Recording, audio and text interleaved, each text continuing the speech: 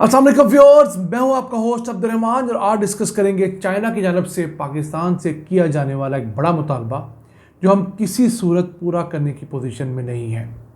China ने पाकिस्तान से मुतालबा किया है कि वो मुल्क में लगे हुए सीपेक के प्रोडक्ट्स का सालाना 2 अरब 40 करोड़ डॉलर्स का मुनाफा उसे फौरी तौर पर डॉलर्स में दे और ये डॉलर्स किसी और मुल्क के बैंक अकाउंट में रखे जाएं। जी हाँ, पहले ये होता था कि पाकिस्तान अपने ही अकाउंट से उनको डॉलर्स देता था, लेकिन गुज़िश्ता 1-1.5 साल से पाकिस्तान उन्हें पेमेंट्स नहीं दे पा रहा क्योंकि सीपेक के प्रोडक्ट्स के अखराजात, उनके कैपेसिटी पेमेंट्स, उनके किराए मुनाफे बहुत बढ़ चुके हैं, जो कि अब हर साल 2 अरब 40 करोड़ डॉलर्स हो चुके हैं।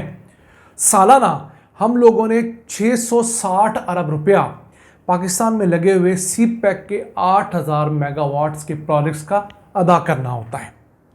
अब उन्होंने कहा कि आप किसी बैरून मुल्क एक अकाउंट खोलें, मसलन दुबई के अंदर, यूके के अंदर, और ये पेमेंट आप वहाँ ट्रांसफ़र करें, हम वहाँ आपसे लेंगे। यानी ऑफशोर बैंक में अकाउंट खोला जाए और उससे इन्वेस्टर्स की पेमेंट चली जाए।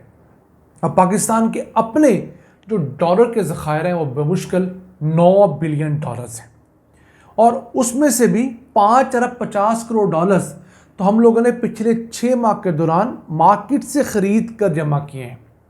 अगर हम मार्केट से पैसे जमा ना करते तो इस वक्त पाकिस्तान के डॉलर ज़खायर सिर्फ 3 से 3 अरब 50 करोड़ डॉलर्स होने थे।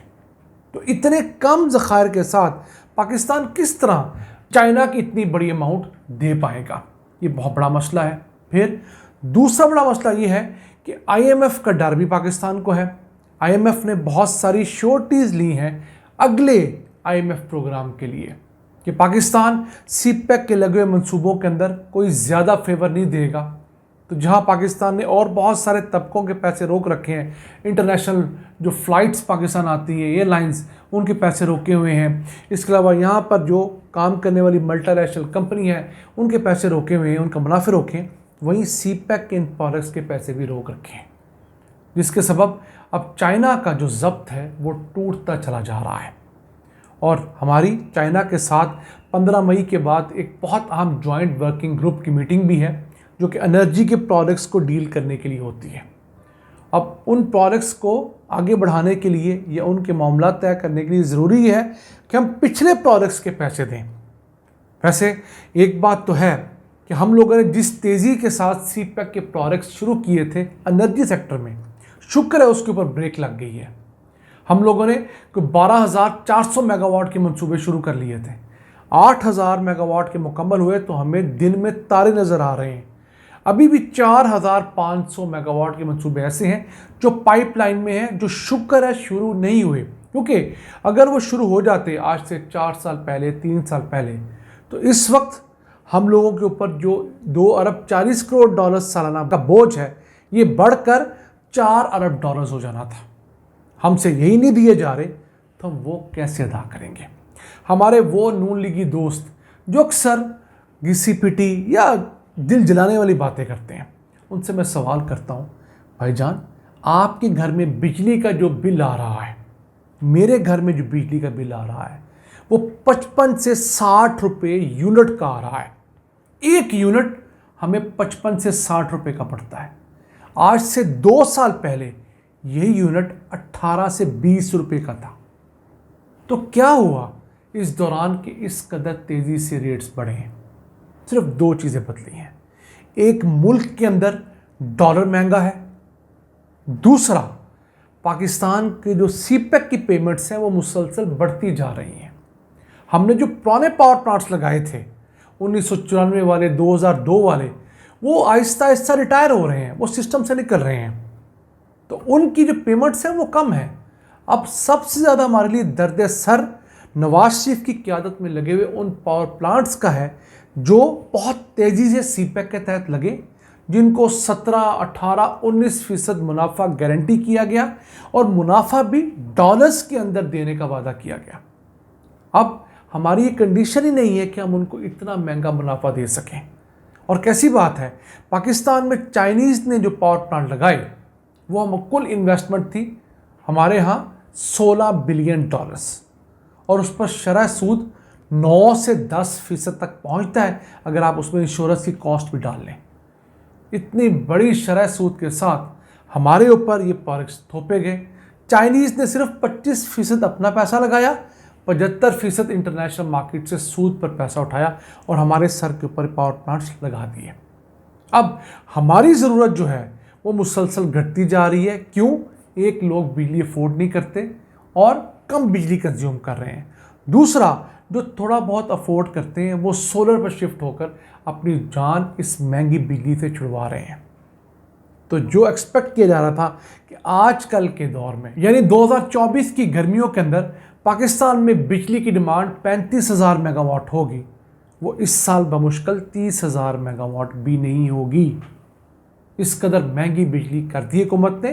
तो जिस बंदे ने 100 यूनिट चलाने थे वो कोशिश करता है अपनी जान मार ले, खुद गर्मी बर्दाश्त कर ले, 50 यूनिट पर कनात कर ले। तो ये वजूहात हैं कि अब चाइना भी हमें आंखें दिखा रहा है और बात ठीक है।